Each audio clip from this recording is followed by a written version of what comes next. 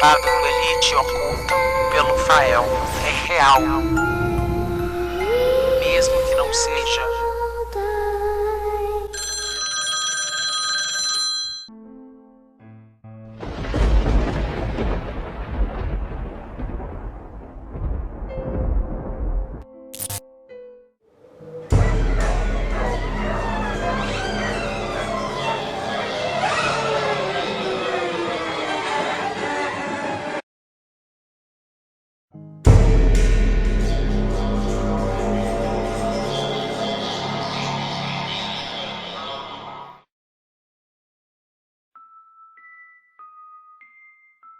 Olá, Fael. Boa noite.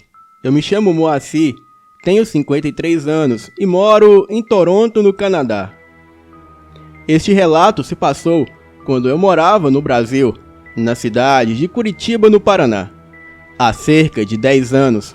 E nele, eu vou contar como eu fiquei rico do dia para a noite de uma forma um tanto misteriosa. Em 2012, eu trabalhava em uma multinacional do ramo de fabricação de peças de automóveis, e nessa época eu era casado e tinha 2 filhos menores.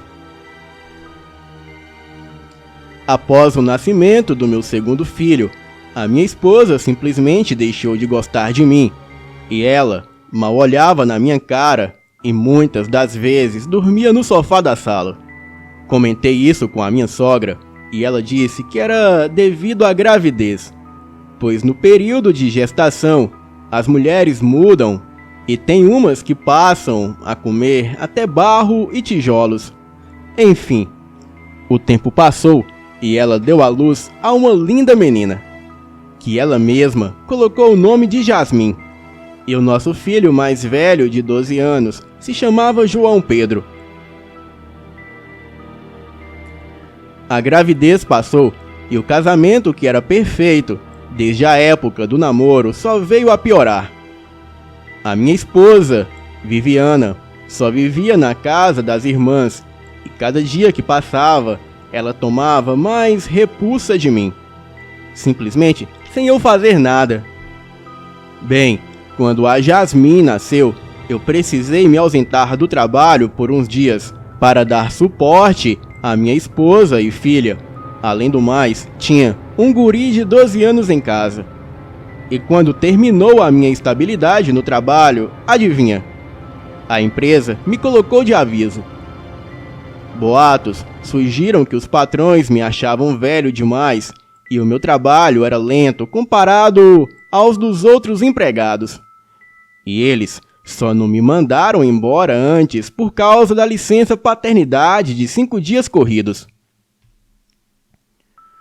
Mas esses 5 dias ausente foi o estopim da coisa. Pois antes eu não fui demitido por pena, mas depois de ausentar por 5 dias, que era o meu direito, eles suporam que eu estava fazendo drama para não trabalhar. Além do mais, em uma empresa onde todo mundo é escravizado e por isso todos se tornam machistas. Todos acham que um pai não tem o direito da licença paternidade, que é obrigatória por lei, pois eles entenderam isso como uma mini férias.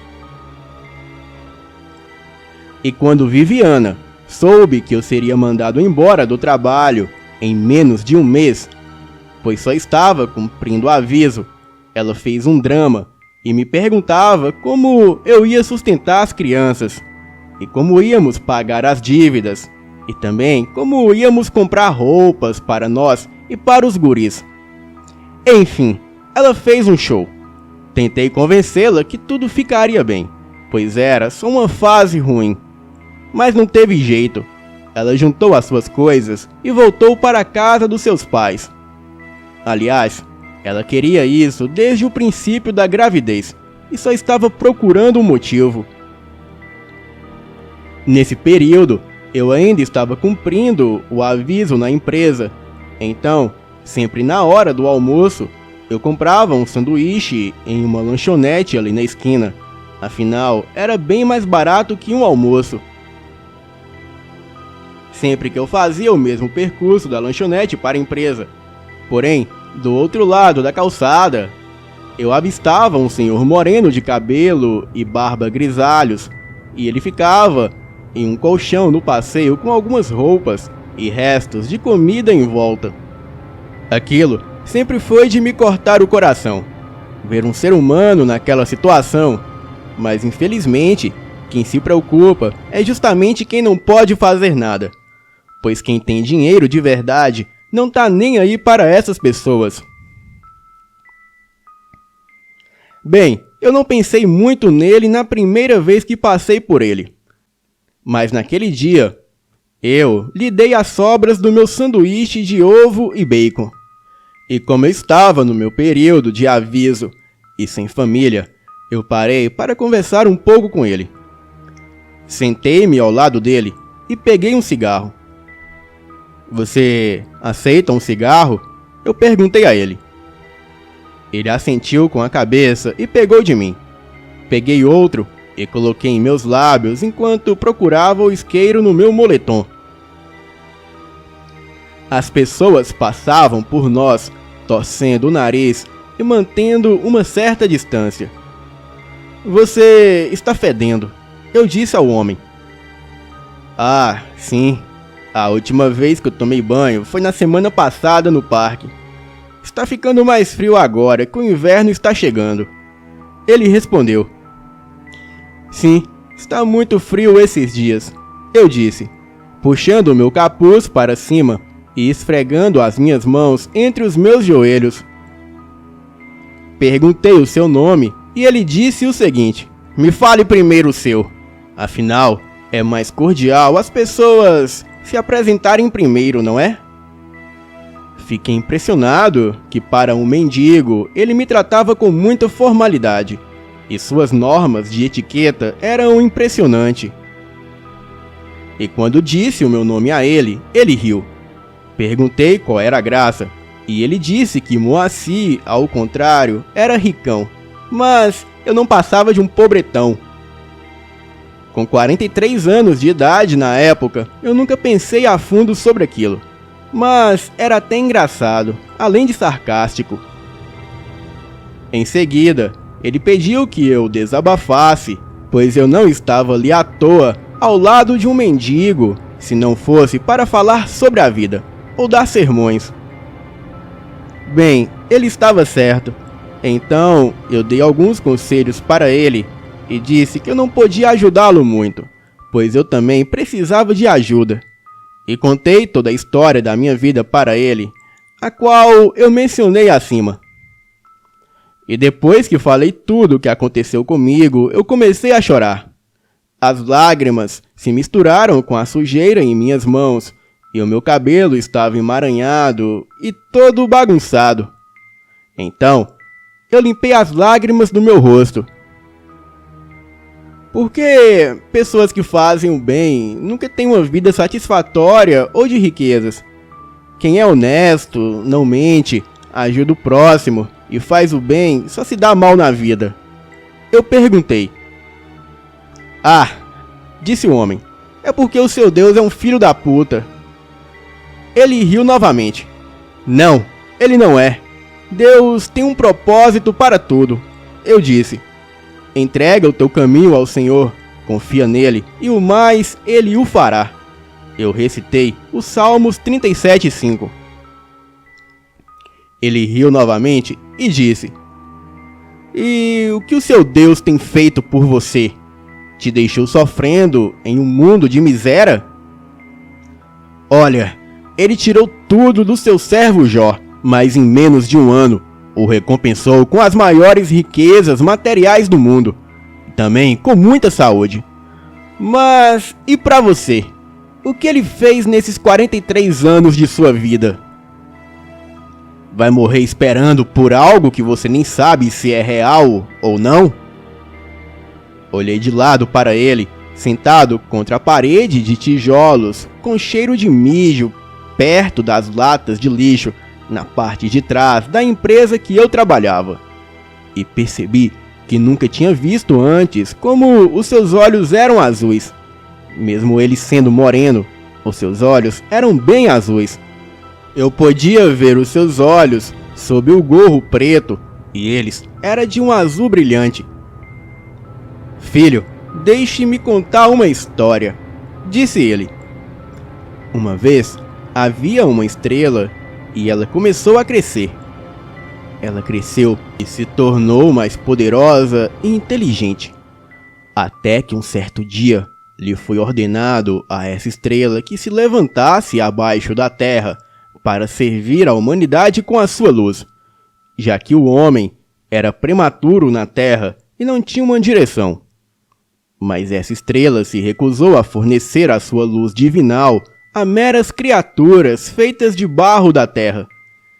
E disse: se eu sou dotado de sabedoria e luz, sendo eu superior, são essas criaturas inferiores que devem me servir, e não ao contrário. Afinal, grande Criador, eu sou inferior a ti, e por isso eu te sirvo, e não o contrário. Esse foi o início da grande rebelião. Então a estrela rebelde, junto com a sua grande prole errante, foram expulsos dos céus para a terra, e assim, corrompendo a humanidade do jeito certo. Pois qual ser humano não quer desfrutar dos prazeres desse mundo? Sexo fora do casamento, riquezas, luxúria, vida em excesso com muita fartura, e empregados para cumprirem as suas ordens e afins? Ou você pode se tornar um filantropo igual ao Nazareno e se sacrificar pela humanidade na esperança de se beneficiar de uma próxima vida de tudo que não obteve nessa. Pois, como foi dito, a riqueza sempre foge daquele que vive para fazer o bem. Nesse momento, o mendigo já não parecia mais um mendigo.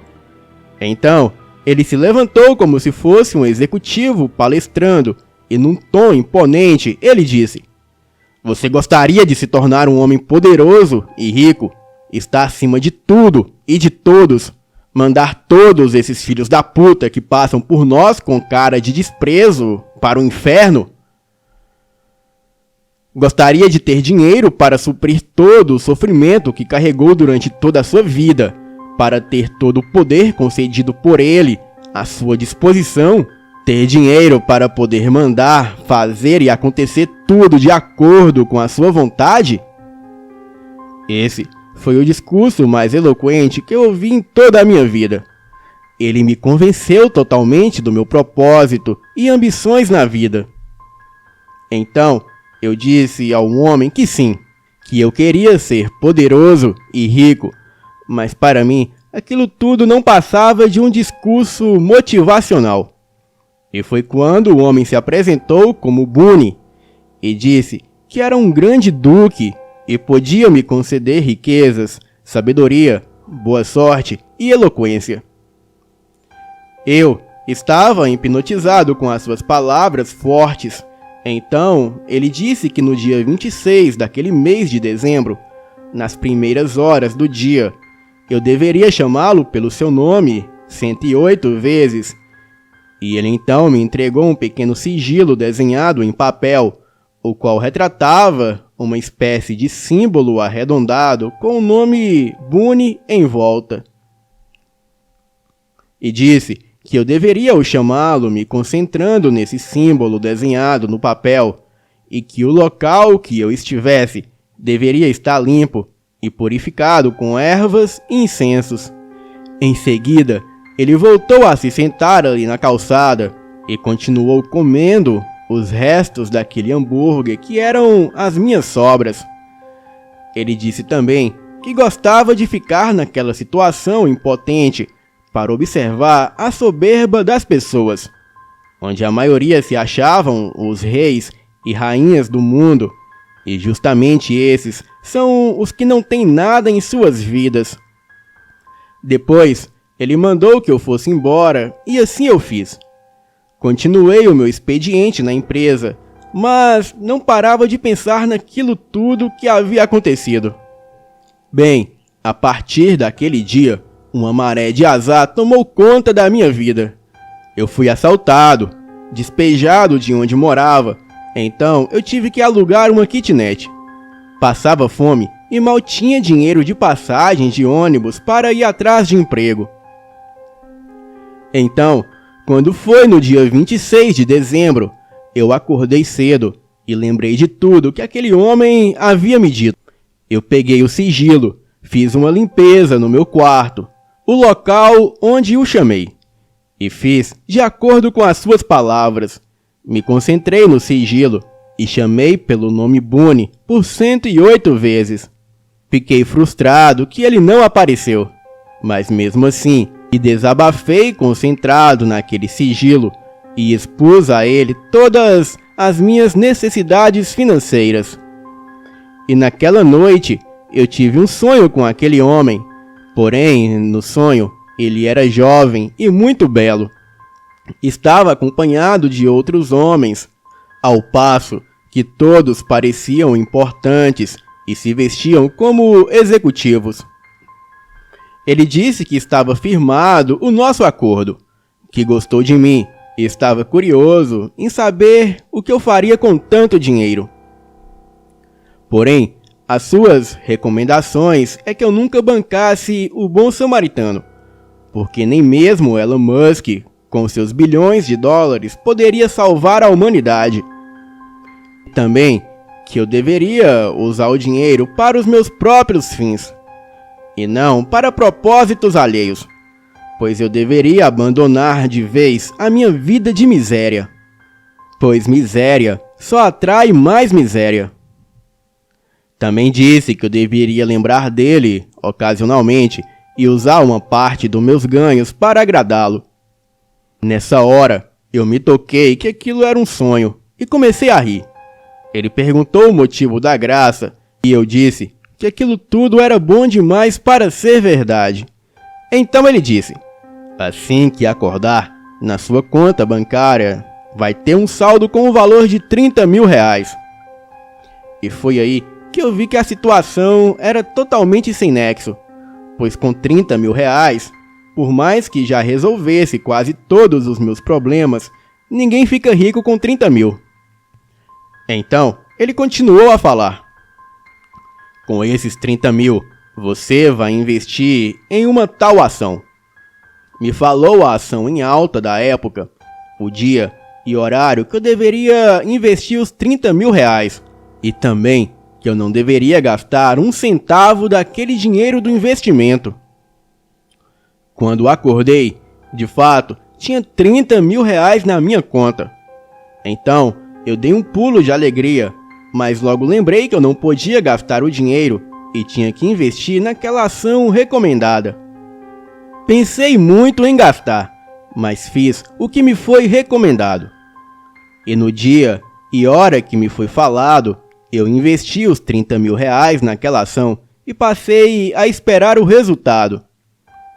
Eu estava muito esperançoso e achei que a ação subiria para uns 60 mil. Até mesmo porque o gerente do negócio, ele me disse que aquela ação tinha grandes chances de subir sim. Mas à medida que os dias passavam, aquela ação só despencava. E depois de 3 semanas, estava valendo menos de 4 mil reais.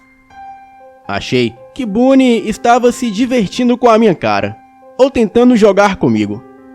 Bem, mas eu não vendi. E por mais que eu ficasse tentado a vender aquelas ações por 4 mil reais, eu não fiz. Afinal, eu percebi que no decorrer dos dias, a minha sorte havia aumentado. Eu recebi uma fiança do meu antigo emprego, me tornei mais inteligente e confiante. Já era bem eloquente e entendedor de diversos assuntos financeiros.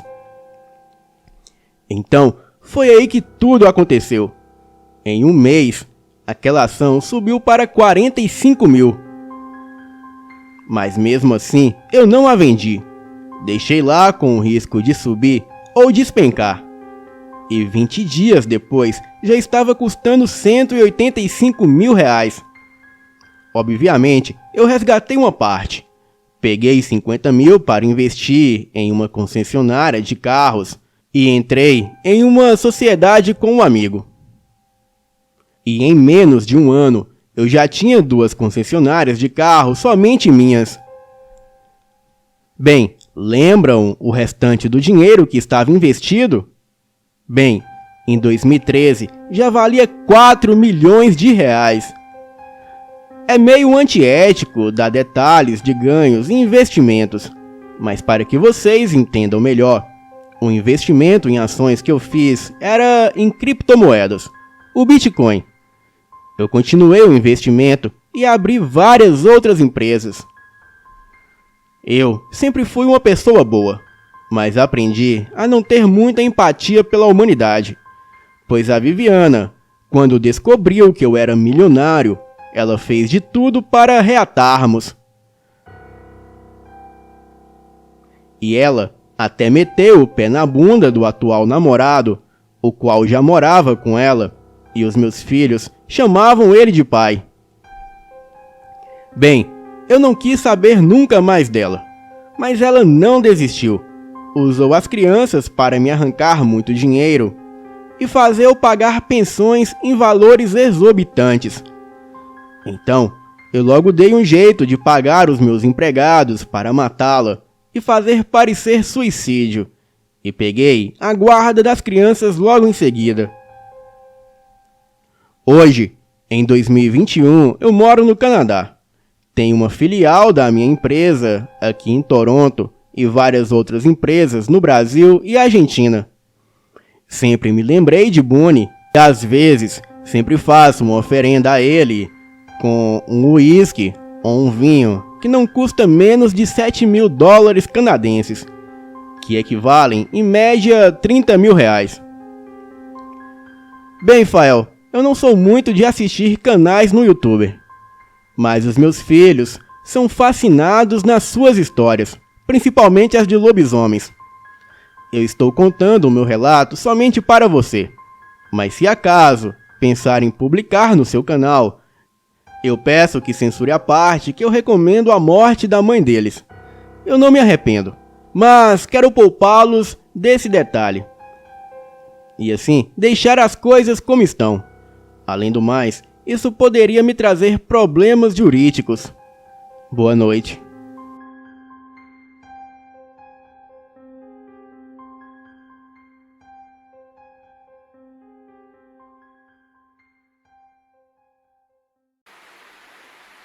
Antes disso acontecer, eu era totalmente cético. Eu achava que quando você morria, acabava por aí e nada mais acontecia. Tudo aconteceu quando eu tinha 17 anos. E na época, eu morava em uma cidade do interior paulista.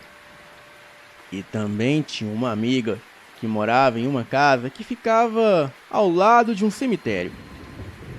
Os pais dela estavam sempre viajando a negócios. Estavam sempre em São Paulo ou no exterior. Então a nossa turma sempre ia passar o tempo na casa dela. Bem, o que era meio tétrico sobre o lugar é que a vista da casa era o cemitério. E numa noite estávamos todos realmente entediados. E lá na cidade tinha apenas algumas poucas coisas que você podia fazer, até já ter feito tudo. Então nós 5 decidimos ir brincar de evocar espíritos. E eu estava totalmente descrente com a coisa toda. Nós ficamos zoando por um tempo, chamando familiares falecidos, etc. Bem, e sem sorte nenhuma. E possivelmente por estar frustrado e totalmente cético, eu chamei pelo Príncipe das Trevas. E quase que imediatamente a sala ficou gelada. E olha, nós estávamos no meio do verão. E não era como o frio de uma brisa que passa pela casa. Parecia mais que havíamos entrado em um freezer de açougue, pois estava realmente frio. Por alguma razão, todos nós olhamos para a porta da frente, que agora estava escancarada, apesar de termos fechado e trancado ela quando estávamos na casa. E o que vimos era como se fosse uma sombra com chifres na parede, Só que passou pela porta e estava vindo na nossa direção. E estava vindo rápido. Uma sensação horrível tomou conta da gente. Então levantamos e saímos correndo pela porta dos fundos. E quando saímos, sentimos o calor e a umidade do verão. Um dos meus amigos voltou até a porta e colocou a mão dentro da casa. E lá estava completamente gelado. Ele também disse ter escutado risadinhas de criança dentro da casa. Nenhum de nós, incluindo a garota que era dona da casa, voltou para lá por alguns dias depois daquilo. Eu deixei a cidade algum tempo depois e mantive contato com os meus amigos desde então. Eles falam que à noite, às vezes ouvem uivos e gritos vindo do cemitério. Sombras estranhas saindo do cemitério e entrando na casa. Coisas que se movem pela casa e coisas do gênero desde aquela noite. Boa noite.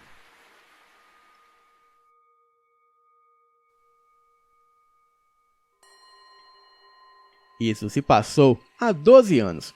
E na época, eu tinha os meus 13 anos de idade.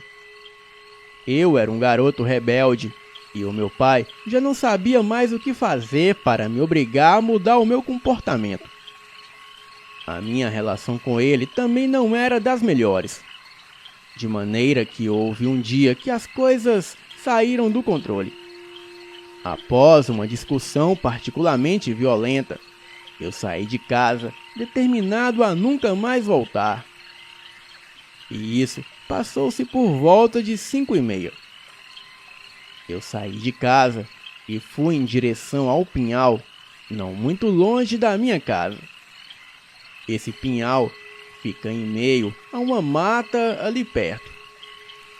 Não me dei conta que escurecia rapidamente, mas logo de repente eu me vi rodeado de escuridão. E para onde quer que eu olhasse, eu só via árvores, arbustos e mato. Comecei a ficar com medo e foi então que tudo começou. Comecei a ouvir uns gemidos, seguidos de barulhos de passos. Reuni a pouca coragem que restava e logo gritei: "Quem está aí?" E foi daí que eu comecei a ouvir a voz do meu pai me chamar. Porém, a voz dele vinha de dentro da mata. Então eu respondi de volta: "Onde você está?" Aquela voz não me respondia de volta. Apenas chamava o meu nome incessantemente. E quanto mais eu ia em direção da voz do meu pai, mais aquela voz se distanciava de mim. Assim, me obrigando a entrar cada vez mais mata adentro. E ali estava muito escuro. A lua e as estrelas clareavam um pouco a mata, mas não o suficiente para reconhecer o lugar onde eu estava.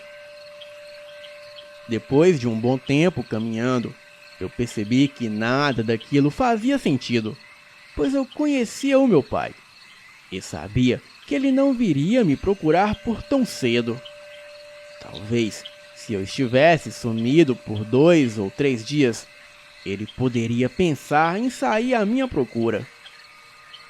Desisti de seguir aquela voz e comecei a voltar o caminho todo, ou pelo menos tentar. E foi aí que algo estranho aconteceu.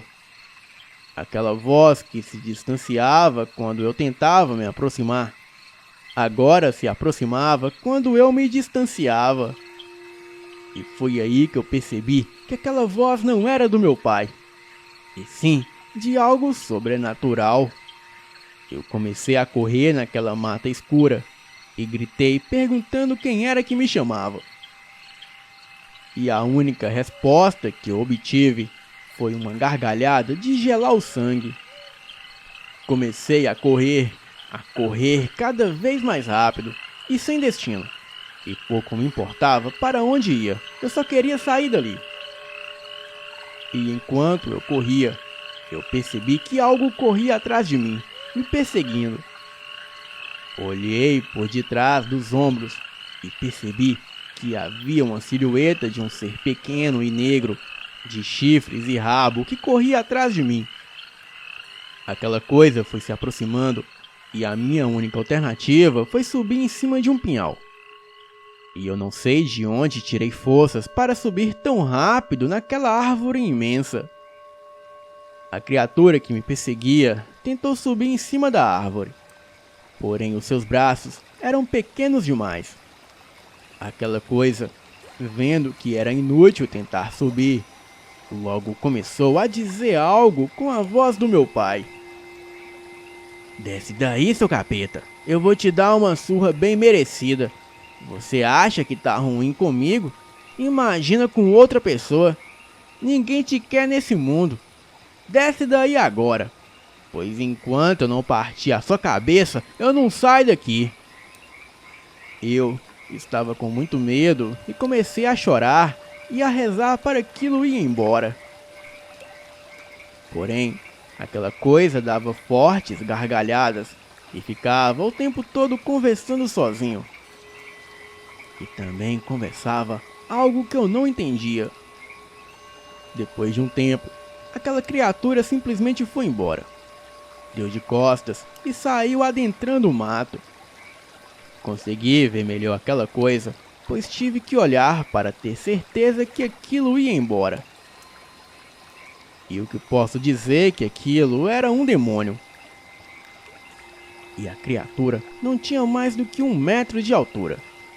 Era uma figura muito negra, e só era possível ver os seus dentes caninos brancos e afiados, e também os seus olhos vermelhos como brasa. A coisa possuía 2 pares de chifres, e cada chifre deveria ter uns 30 centímetros, o que deixava aquela criatura um pouco mais alta. E a sua cauda era fina e longa, e lembrava muito um diabinho, e possuía cascos no lugar dos pés. O meu medo foi tanto que eu fui para um galho da árvore ainda mais alto. Mas foi aí que o galho se quebrou e eu caí de uma altura de quase 7 metros. Senti o impacto da minha cabeça contra o chão e depois não me lembro mais de nada. E acordei apenas no outro dia de manhã com meu pai me chamando. "Está bem, menino?" disse ele. Em seguida me pegou e me levou para fora daquela mata. Bem, eu nunca soube o que realmente me aconteceu. E muito menos o que tinha presenciado na noite anterior. Mas o certo é que além de 17 pontos na cabeça, eu nunca mais tornei a entrar naquela mata. E de 2 anos para cá, já desapareceram 2 pessoas naquele exato local que tem vários pinhais. E um desses desaparecidos foi encontrado morto e totalmente dilacerado. Acredito que de alguma maneira, aquela criatura me derrubou da árvore, pois me lembro dele dizer que era para mim descer, pois se eu não descesse, ele iria rachar a minha cabeça. Contei todo o acontecido para o meu pai, e tudo isso me serviu de experiência para me tornar alguém melhor. E nunca mais desrespeitei ou desobedeci o meu pai. Acho que por esse motivo ele acreditou em mim. Bem, o que se esconde por detrás daquela mata? E qual segredo tem aquele pinhal? Vou terminar o meu relato com uma frase bem conhecida. O mundo é cheio de mistérios, mas não serei eu que irei desvendá-los. Boa noite.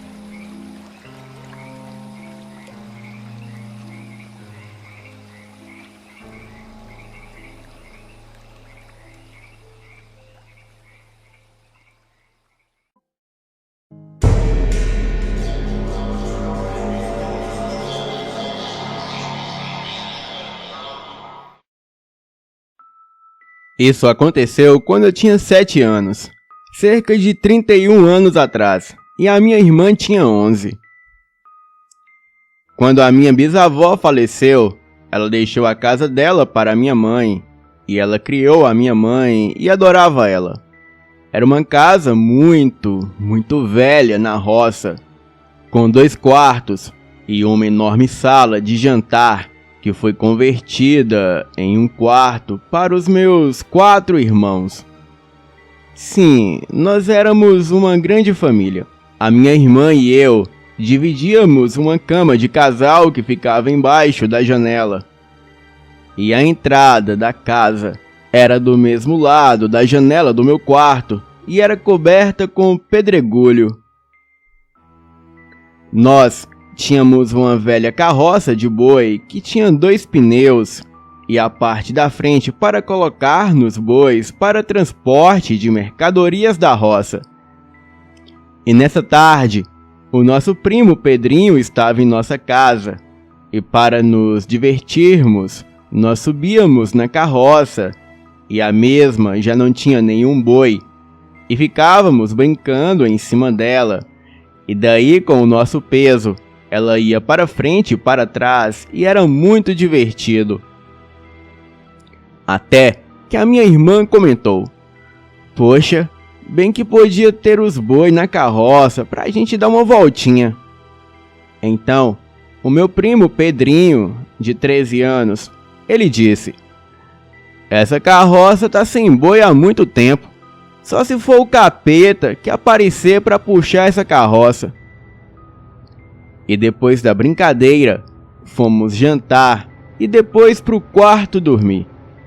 A minha irmã sempre me colocava do lado da janela na cama, e naquela época não tínhamos energia elétrica, mas como era lua cheia, dava para ver tudo lá fora, e também era verão, então todas as janelas estavam sempre abertas. E nessa noite eu acordei com um som estranho. Eu não tinha certeza do que era, mas vinha do lado de fora da janela. E enquanto eu estava lá deitada, eu reconheci o som. Era a carroça sendo empurrada devagar para frente e para trás, próximo da minha janela. Dava para se ouvir o pedregulho sendo esmagado pelos pneus e sons de cascos, como de cavalo ou bode que puxava a carroça. Porém, ali não havia animal algum. Eu estava com tanto medo que nem podia me mover. Eu nem sequer abri os olhos. O que era mais assustador era a janela, que estava escancarada, e eu sentia como se alguém fosse colocar a mão para dentro e logo em seguida me agarrar.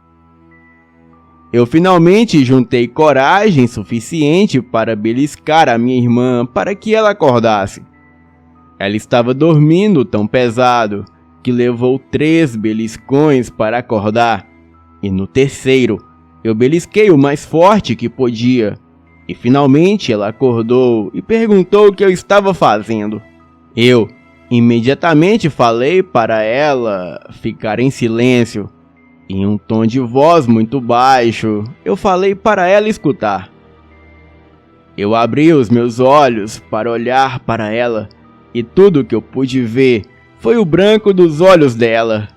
E meu Deus, eles estavam grandes. Ela me sussurrou que quando contasse até 3, nós iríamos correndo para o quarto da nossa mãe. E eu não me lembro se nós contamos até 3. Mas assim que eu senti ela se mover, eu pulei e nós 2 corremos. Mas enquanto corremos, nós escutamos uma gargalhada sinistra vindo lá de fora e uma forte bufada. Nós começamos a martelar a porta do quarto da minha mãe, e quando ela finalmente abriu, ela perguntou o que nós queríamos. Nós falamos que ouvimos um barulho lá fora e ficamos com medo. O meu padrasto se levantou e nós pulamos na cama deles. Nós estávamos tremendo e chorando. Nós contamos para eles o que tinha acontecido, e o meu padrasto pegou um pedaço de madeira e correu lá para fora. E quando ele voltou, ele estava branco. e eu ouvi ele dizer para minha mãe que tinha um ser grande, vermelho de chifres negros e pernas de bode, empurrando a carroça para fora de nossa propriedade. Na manhã seguinte, nós não achamos a carroça no quintal. Eu não sei o que era, ou quem estava empurrando a carroça, ou para onde a levou. Mas é algo que eu jamais vou esquecer. Boa noite.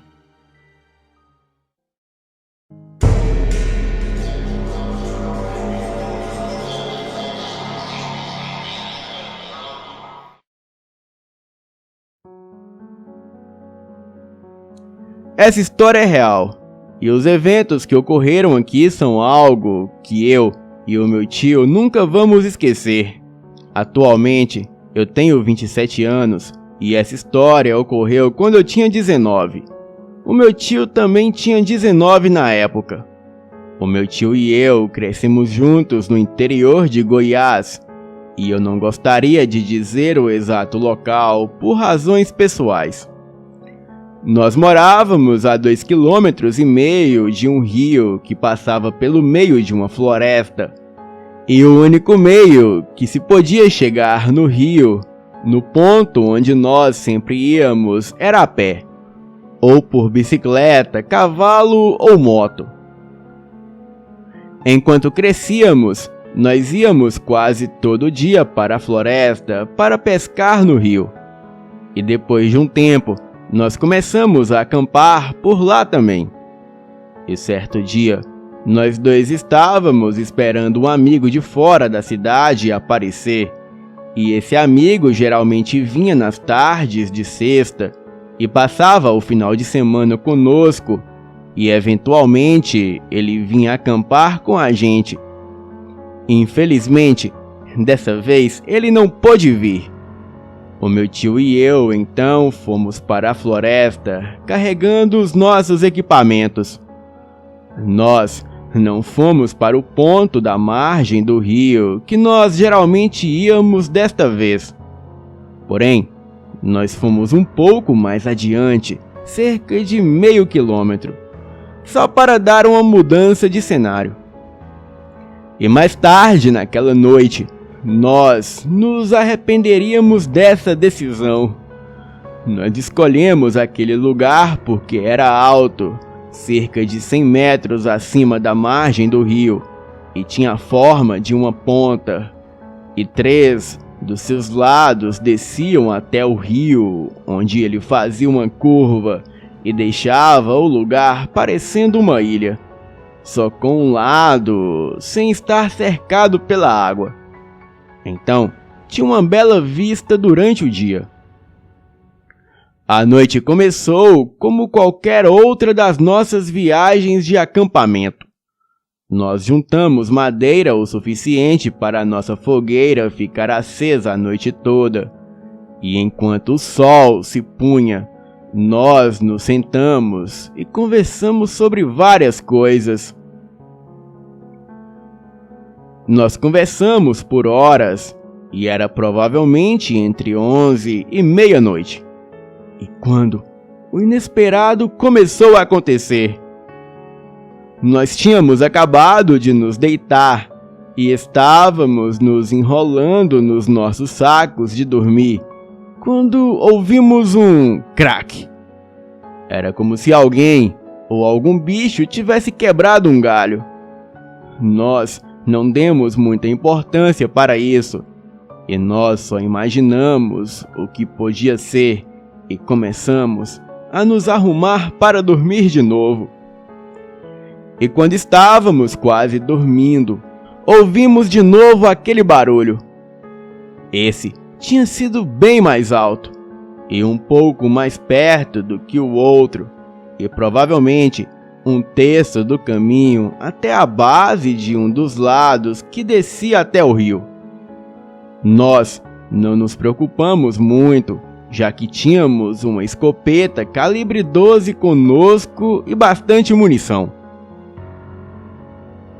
Mas nem preciso dizer que nós não queríamos dormir naquele momento, porque se tinha algum bicho selvagem subindo na direção da gente, a última coisa que queríamos era estar dormindo. Nós dois nos levantamos e colocamos mais madeira na fogueira, e o meu tio iluminou com a lanterna todos os lados da descida, e atrás de nós não víamos nada. Decidimos conversar um pouco antes de tentar dormir, e meia hora se passou, e nós estávamos pensando em deitar novamente, quando ouvimos o que parecia ser passos de bode e os arbustos chacoalhando. Também escutamos uma bufada e notamos vários barulhos, como se fossem galhos se quebrando. Agora estava um pouco mais perto. Nós achamos que estava na metade do caminho da descida, e nós simplesmente ficamos ali parados, escutando e iluminando toda a nossa volta com a nossa lanterna. O som estava ficando cada vez mais alto e cada vez mais perto. Aquilo estava se movendo rapidamente e era tão barulhento quanto um cavalo. Parecia que estava dando a volta onde estávamos, e não só isso, mas estava ficando cada vez mais rápido e cada vez mais perto do nosso acampamento com cada volta que dava.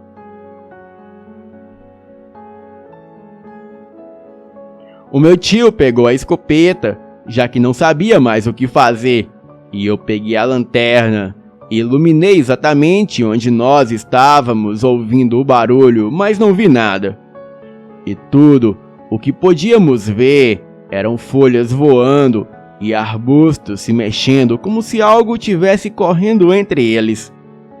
Nós tentamos não entrar em pânico, mas nós sabíamos que isso não era algo terreno. O meu tio mirou numa área que estava a uns 20 metros da gente, onde eu estava iluminando, e em seguida atirou. O barulho e a movimentação parou imediatamente, e nós nos sentimos um pouco relaxados, mas estávamos chocados.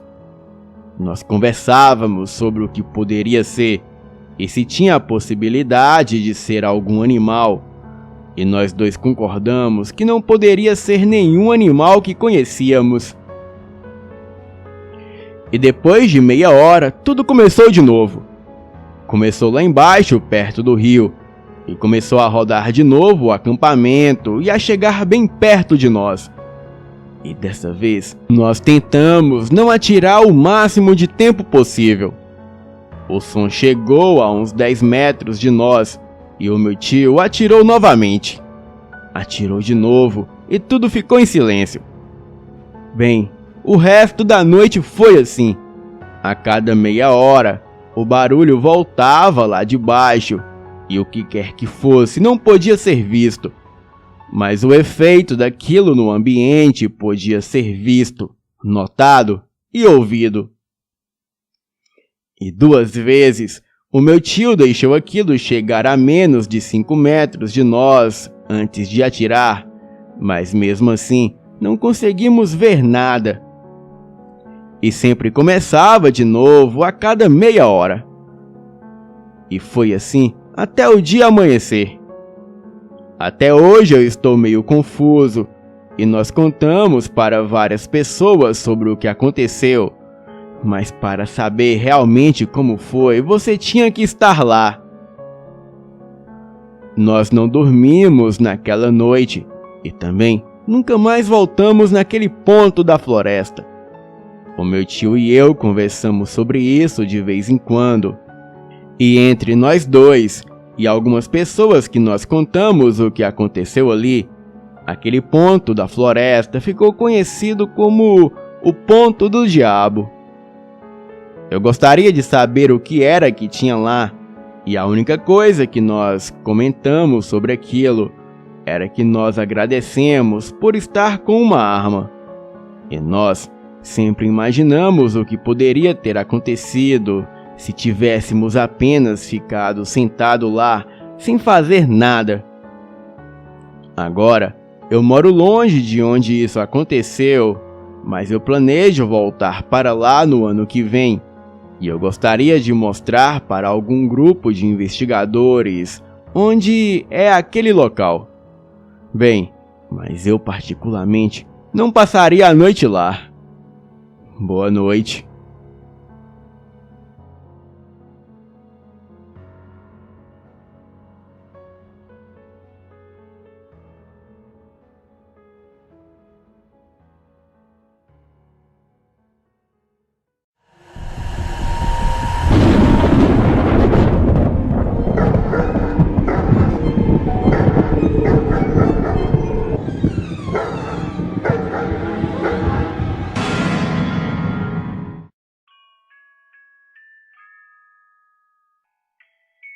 Olá, tenho 53 anos e gostaria de não revelar minha identidade. Sou da cidade de São Paulo e mudei para uma pequena cidade do interior em 1980, na região de Campinas. Na época, eu era um garoto de 13 anos de idade e, por ser pequena a cidade, quase todo mundo se conhecia. Bem, não existia celular, computador, internet, mas éramos bem mais felizes e mais humanos. E não existia essa violência de hoje em dia. Podíamos brincar na rua com outras crianças até tarde. E às vezes sentávamos para conversar. E nisso surgiu a história de uma casa vizinha, quase em frente à minha, devido a alguns acontecimentos. Na época em que me mudei para este local, na casa morava uma moça que namorava um senhor de idade marceneiro que sempre ia visitá-la, pois ele era viúvo e tinha uma ligação com ela. Nessa época, as crianças brincavam bem em frente à casa dela, que às vezes passava na frente da janela de forma um pouco indecente, e os meninos ficavam malucos. Ela causou um pouco, mas ficou pouco tempo e foi embora. A outra família que mudou era um casal com 2 filhos, uma menina em torno de 4 anos e um menino de 1 ano. E durante um tempo, era possível ver que era uma família normal. E nada demais que pudesse chamar a atenção. E tudo corria bem. Mas depois de um tempo, eles brigavam de forma absurda, a ponto de se ouvir objetos sendo lançados, como talheres, garfos, pratos, etc. Um certo dia, a mulher decidiu ir embora, saindo com a menina do lado e o carrinho de bebê. E nisso, ao chegar no portão, o marido saiu na porta com um revólver e atirou para o alto. Foi assustador, mas por sorte não atingiu ninguém. Existia uma árvore que ficava do outro lado da rua, quase em frente a essa casa, onde as crianças subiam para conversar e brincar. E quando começou a confusão, todos se foram. Porém, eu não tive tempo de sair. Fiquei ali e presenciei tudo. O pior é que o homem apontou o revólver na minha direção e disparou. E nesse dia eu nasci de novo. Essa família foi embora, onde chegou outro casal com um casal de filhos. O homem veio de outra região para trabalhar em uma empresa. E no começo tudo estava correndo bem. Era uma família maravilhosa. Mas de repente demitiram o marido do emprego. Então as coisas ficaram difíceis. Dias depois, eles venderam tudo na casa para voltar para a cidade de origem. Bem, eu fiquei triste, pois tinha amizade com eles. E o menino era o meu amigo na época. E após esses eventos, fiquei sabendo sobre a história da casa, que ao ser construída, dois irmãos brigaram e um deu uma tijolada na cabeça do outro, onde, conforme a história, o rapaz morreu na hora. Passou-se um tempo e outra família se mudou para casa. Uma senhora com 3 filhos, uma moça e 2 rapazes. E isso foi em torno de 1986 a 1987. E na época eu tinha em torno de 19 anos e trabalhava em uma empresa particular do sistema financeiro. Em um dia, um pouco antes do almoço, eu estava pronto para almoçar e depois ir para o trabalho. Mas antes, eu sentei em uma mureta que pertencia a uma janela na frente de casa. E nisso, um dos rapazes e a senhora, que era a mãe deles, foram para a varanda de entrada da casa e começaram a conversar. O forro da varanda era de madeira e o rapaz estava irritado com os pardais, que na época eram muitos, pois os pássaros estavam fazendo ninhos no forro. Então, ele começou a dizer para a mãe que iria comprar veneno para matar todos os pardais. E ela concordou. Bem, eu sempre gostei de aves e animais.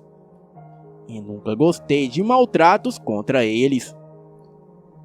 Naquele momento, eu senti uma raiva muito grande. E falei algo no meu coração que até hoje estou arrependido. No momento que eles disseram que iria comprar veneno para matá-los, eu falei em voz baixa que era ele quem deveria tomar o veneno. Bem, fui trabalhar e esqueci o assunto. Mas passou em torno de uma semana e já era noite. Então, todos na minha casa ouvimos uma movimentação e um barulho de desespero. Ao abrir a janela, vimos 2 homens carregando o rapaz para o carro e levá-lo para o hospital. A família estava desesperada, pois ele havia tomado o veneno e acabou morrendo. O rapaz estava depressivo e, por algum problema pessoal, ele decidiu tirar a própria vida. Bem, fiquei chateado com tudo isso. Mas naquele momento, o que senti foi um impulso de raiva. Bem no momento que fiquei sabendo que eles iriam matar as pobres aves.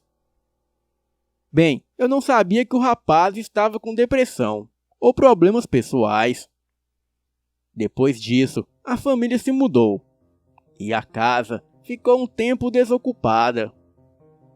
Uma senhora debilitada, mãe de um político da época, foi morar na casa sob os cuidados de uma enfermeira, que por sinal morava em frente com a nossa casa.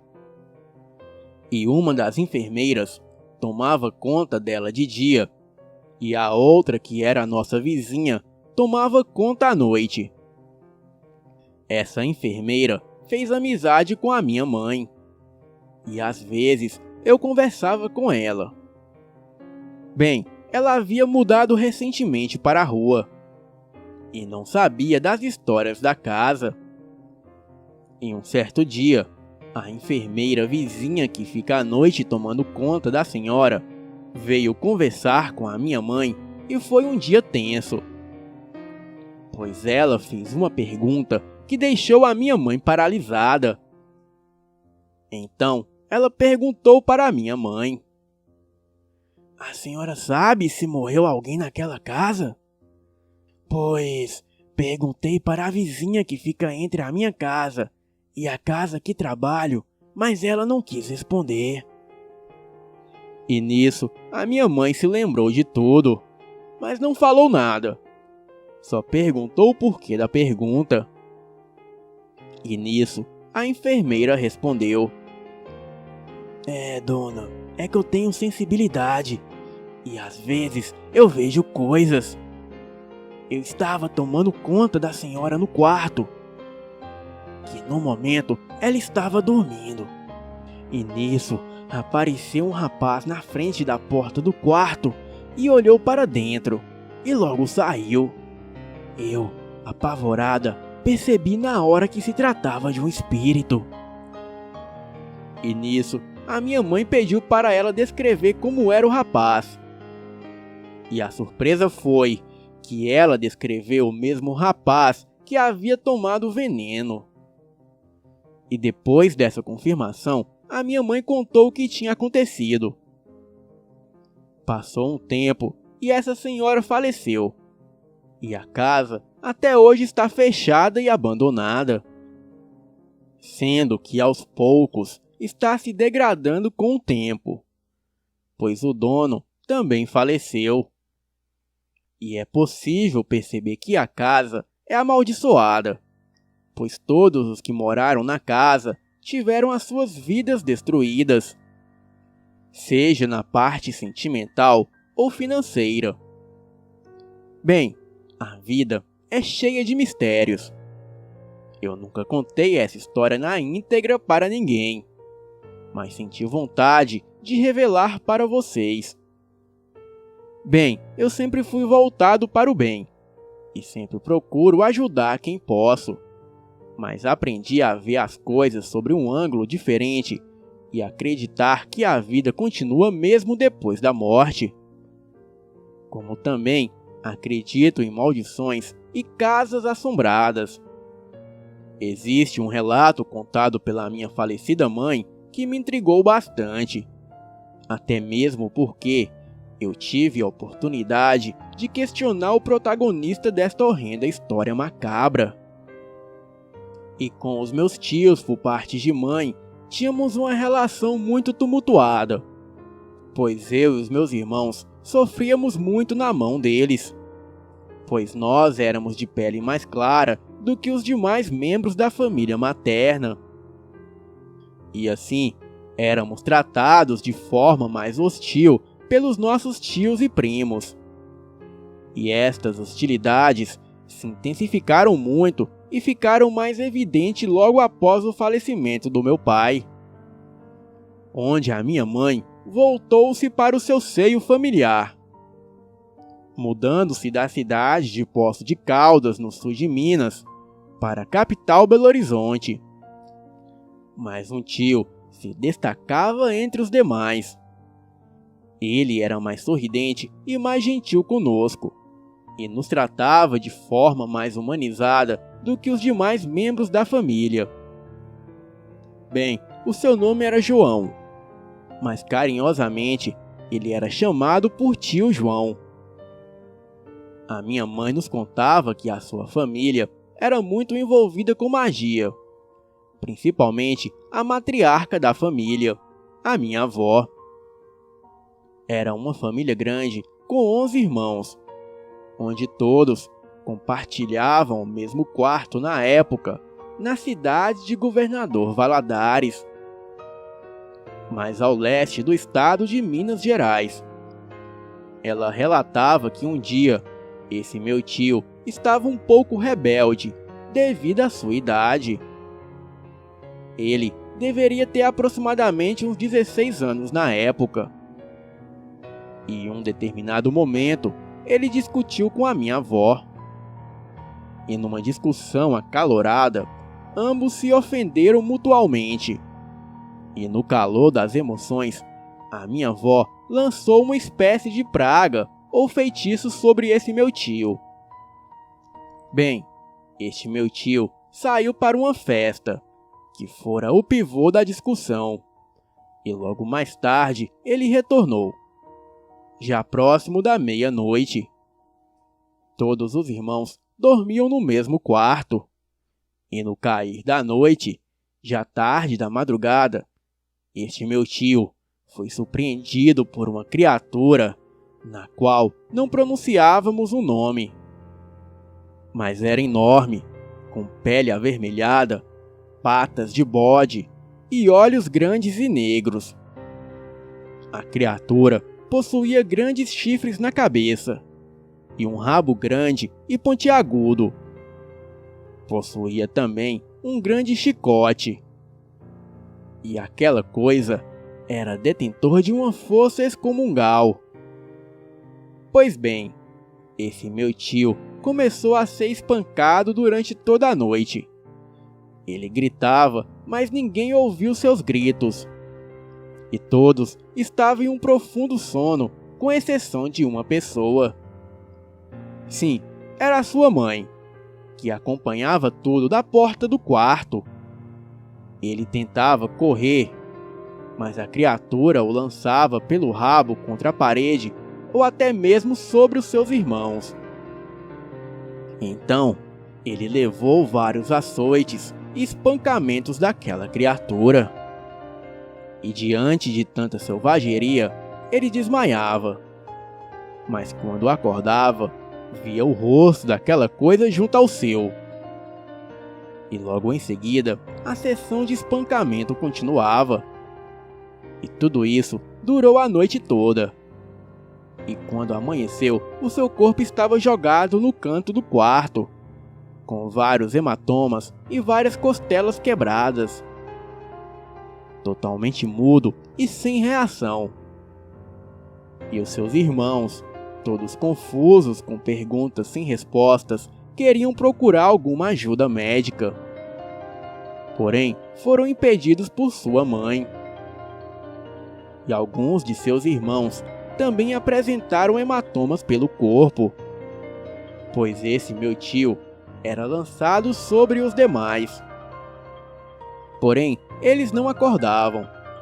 Era como se fosse um transe coletivo em todos naquele quarto. Esse meu tio ficou acamado por 2 semanas, se recuperando daquela sessão de espancamento naquela noite de horror. E só recuperou a sua voz 1 semana depois. Claro, e naturalmente ao conhecer a horrenda história contada pela minha mãe, assim quando houve a oportunidade, eu sempre perguntava ao meu tio sobre o ocorrido. E ele sempre se esquivava sobre o assunto. Começava a gaguejar e não confirmava e nem negava o acontecido. E logo ele se apressava em ir embora, sem nos dar as respostas dos questionamentos curiosos. E tinha um apavoramento enorme de tocar no assunto, sendo de tal forma que a minha mãe nos proibia de tocar no assunto na presença dele. Mas de qualquer forma, ele é o único tio que eu lembro dele com carinho.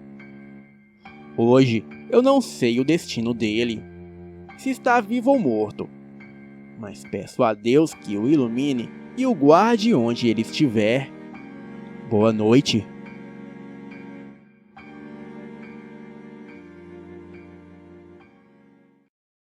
Me chamo Dejaí, e o que vou relatar aqui aconteceu comigo há mais ou menos 30 anos atrás, em uma viagem que fazia de Minas Gerais até Rondônia. Sou caminhoneiro aposentado, e na época eu tinha lá os meus 40 anos de idade. Bem, como todos sabem, a maioria dos caminhoneiros é cheio de rolos. É uma mulher em cada estado do Brasil. Bom, o meu caso não era para tanto, mas eu deveria ter umas 4 mulheres aí pelo Brasil afora. Lá para os anos 80, eu trabalhava transportando peça da Fiat de Betim, uma cidade próxima a Belo Horizonte.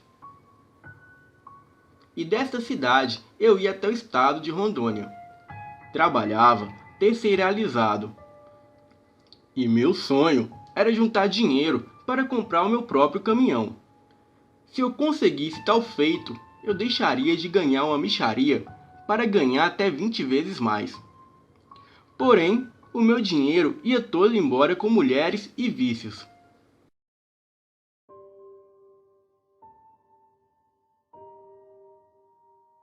Em 1988, eu conheci uma mulher da vida, termo que se referia a prostitutas na época. A conheci em um prostíbulo, bem próximo à Chapada dos Guimarães, no Mato Grosso. Ela se chamava Conceição. Era uma morena linda, de uns 27 anos de idade, cabelos negros e lisos. Ela parecia uma índia.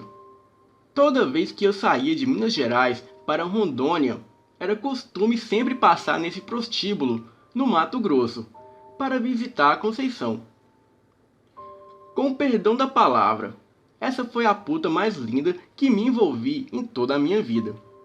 E acreditem, logo me apaixonei por Conceição. Ela tinha um apelido que foi lhe dado por seus clientes. O apelido era Conceição do Mato Grosso. Eu sempre achava que tal apelido era devido a ela ser natural do Mato Grosso. Mas depois descobri que a Conceição era índia. A mesma havia nascido em uma vila isolada no Amazonas. Mudou para tentar a vida no Mato Grosso, mas foi enganada pelo Jeremias. Jeremias era o gigolô, dono da zona que eu frequentava. O seu apelido era Nenenzão. Ele era um cara branco, de uns 2 metros de altura. Era um monstro de forte. Ele era do tipo valentão, que se olhasse torto para ele metia bala. Nenenzão e eu tínhamos uma relação estável, pois o bicho era valente, mas eu também era.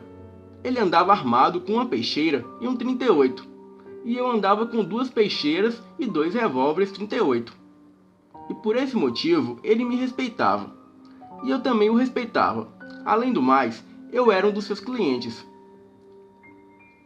Certo dia, questionei a Conceição o porquê do apelido Conceição Mato Grosso. E ela me disse que era porque o mato era bem grosso. Eu me arrependi de ter perguntado. Bem, virou rotina sempre levar dinheiro, joias e presentes para Conceição. Às vezes, devido às longas viagens, eu ficava meses afastado de Conceição, mas logo arrumava um pretexto para viajar por aquela rota e ver a minha amada.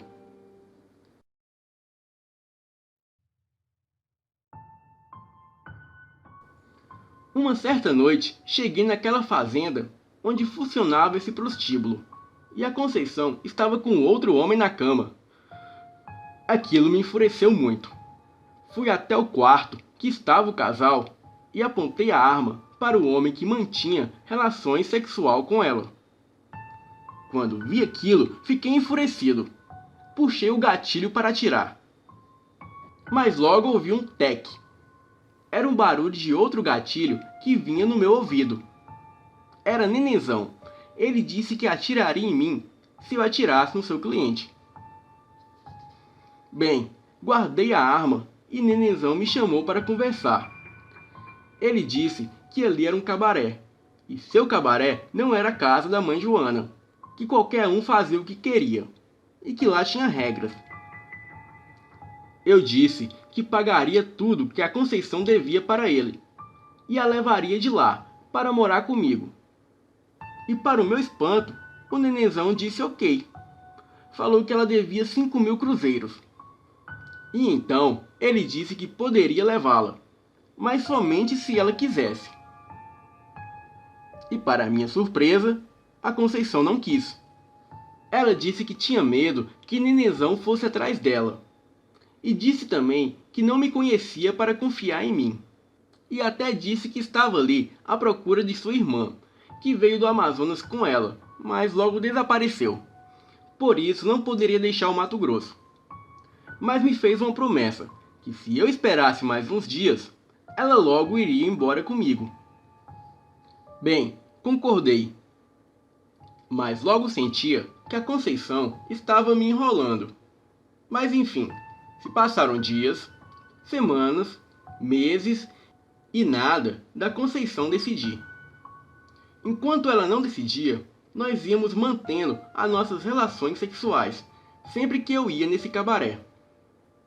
Bem, certa vez era lua cheia. Cheguei até a fazenda procurando pela Conceição, e ela não estava.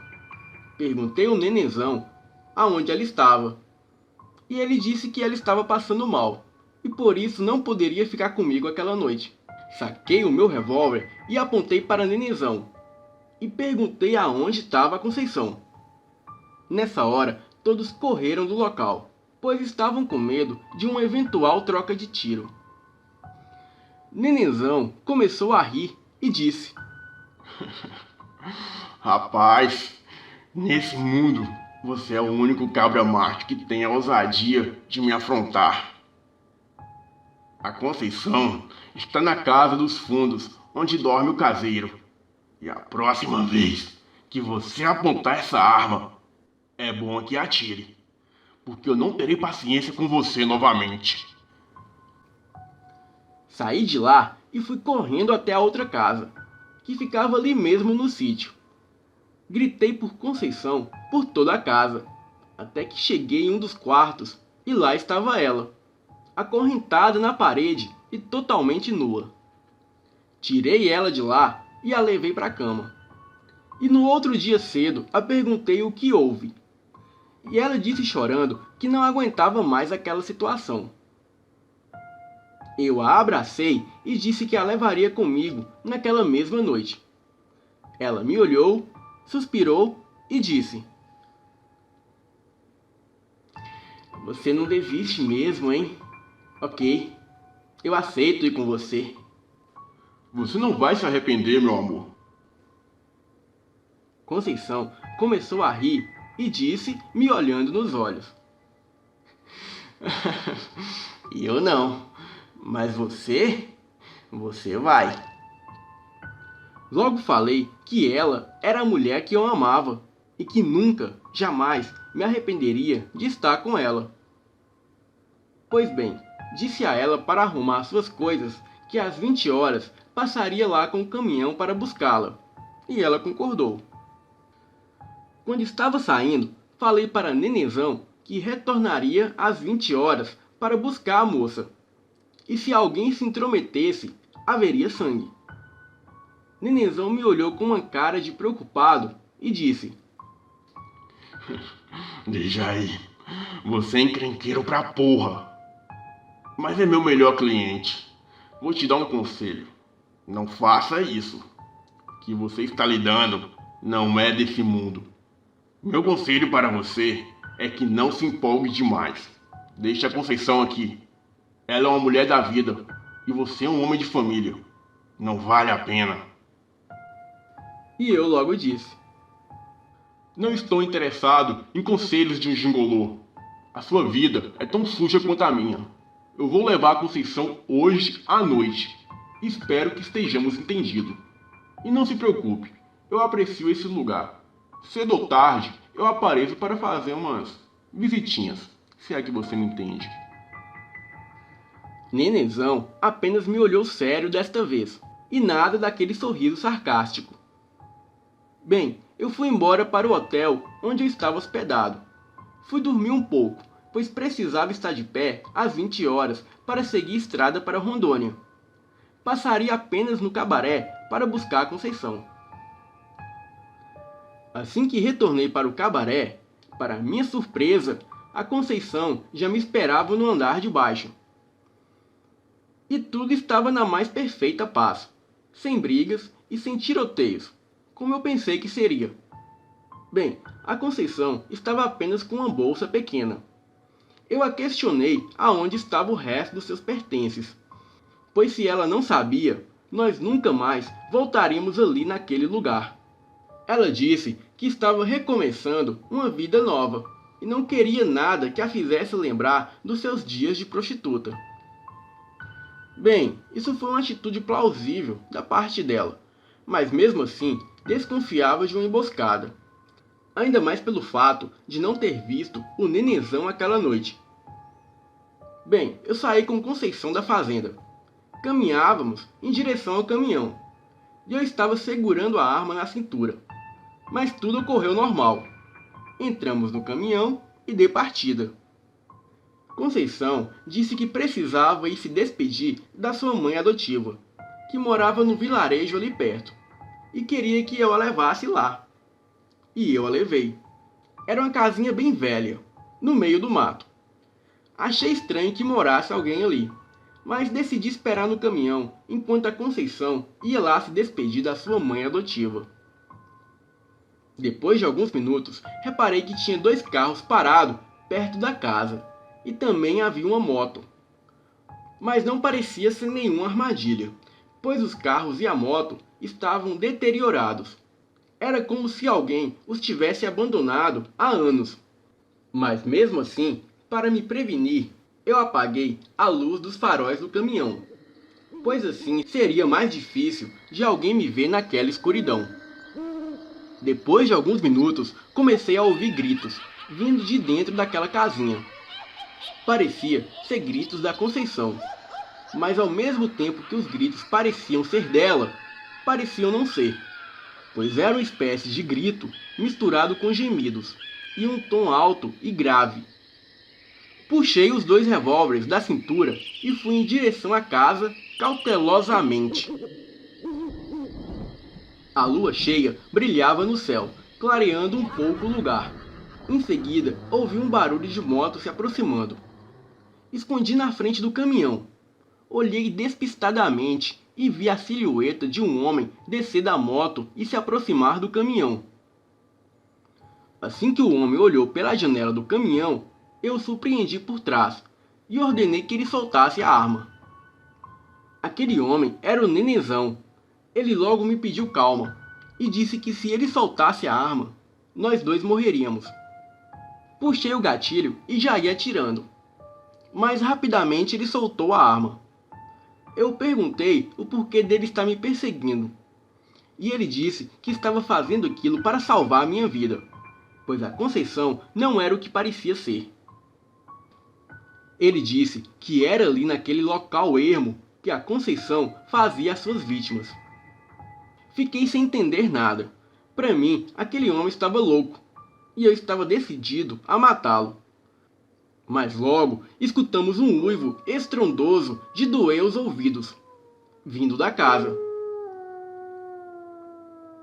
Quando olhei em direção à casinha, lá, na porta, estava uma criatura que parecia ter vindo do inferno.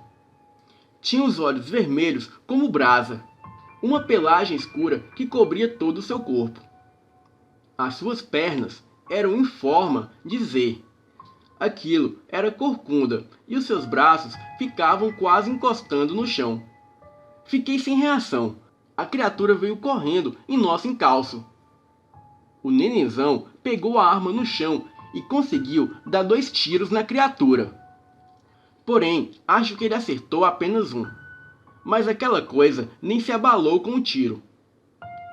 Aquilo rapidamente se investiu contra Nenenzão, o derrubando no chão. Eu, com receio de acertar Nenenzão, não atirei na coisa, mas cravei a minha peixeira nas costas daquilo. A coisa correu para o mato. Eu logo entrei e liguei o caminhão. Chamei Nenenzão, mas ele estava procurando a arma que caiu no momento em que ele foi atacado. Mas logo a achou. Mas assim que abriu a porta do caminhão para entrar, a criatura o agarrou por trás. Ele, como era muito forte, conseguiu entrar com a criatura o agarrando pelas costas. Porém, só metade daquele bicho entrou no caminhão. Nenenzão pedia desesperado que eu atirasse, mas a criatura se movia muito rápido. Aquilo cravou seus dentes no pescoço de Nenenzão e, com apenas uma mordida, quase arrancou seu pescoço. Foi sangue para todos os lados. E em seguida o puxou para fora do caminhão. Dei a ré para ir embora dali, mas a coisa pulou bem no capô do caminhão. Mas dessa vez eu meti bala. Aquilo logo caiu embaixo do caminhão, então acelerei para passar por cima. Mas acreditem, foi difícil passar com um caminhão por cima daquilo, pois a coisa parecia levantar o caminhão, coisa que eu julgo impossível de acontecer. Mas logo consegui passar por cima daquilo. Assim que passei por cima da criatura por completo, parei o caminhão, respirei fundo, recarreguei a arma e logo desci do caminhão para buscar a Conceição, pois na minha cabeça ela estava na casinha escondida da criatura. Então, para me prevenir, eu me aproximei do corpo daquele bicho e descarreguei o revólver naquilo. Fui até Nenenzão ver se ele ainda estava vivo, mas era tarde demais para ele. Quem diria, aquele homem se arriscou para me salvar.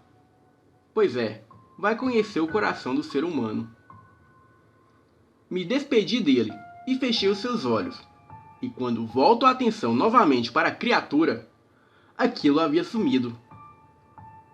Quem estava ali, caída e sangrando, agora era a Conceição, nua e com várias perfurações de bala pelo corpo. Até então, eu havia agido por instinto. Não tinha consciência do que estava acontecendo. Por isso, o meu corpo tinha adrenalina e não medo. Mas agora que tomei consciência de tudo, que estava ali com 2 cadáveres e que aquilo foi de fato uma tocaia de Conceição para mim, o medo veio dos pés até a espinha. Entrei no caminhão e saí dali o mais depressa que consegui. Eu nem fui para Rondônia, retornei para Minas. Entreguei o caminhão para o meu patrão e pedi conta. E só voltei a trabalhar como caminhoneiro 5 anos depois do ocorrido. Porém, nunca mais fiz aquela rota. E nem relatei esse caso para as autoridades, pois queria a distância daquele lugar.